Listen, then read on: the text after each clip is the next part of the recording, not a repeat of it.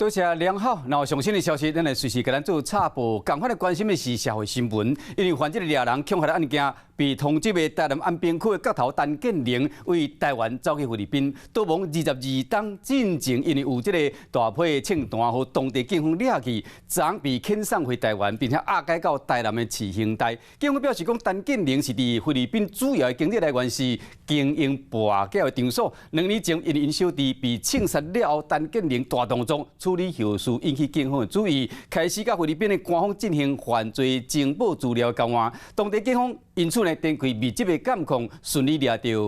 陈建玲。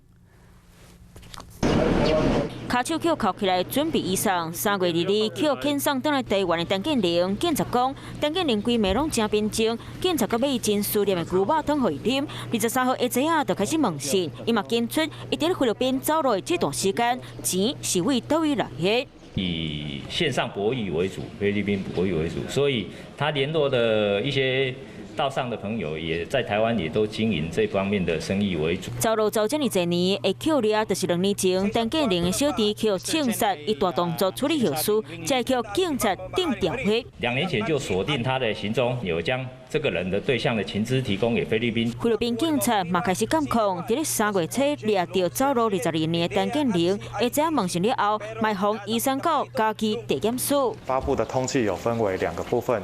第一个是执行通缉9年，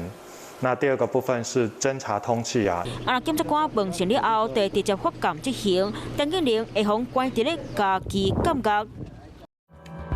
Hello， 我是叶明。想要看到更多更及时的新闻内容，请订阅华视新闻的 YouTube 频道，并且按赞，开启小铃铛。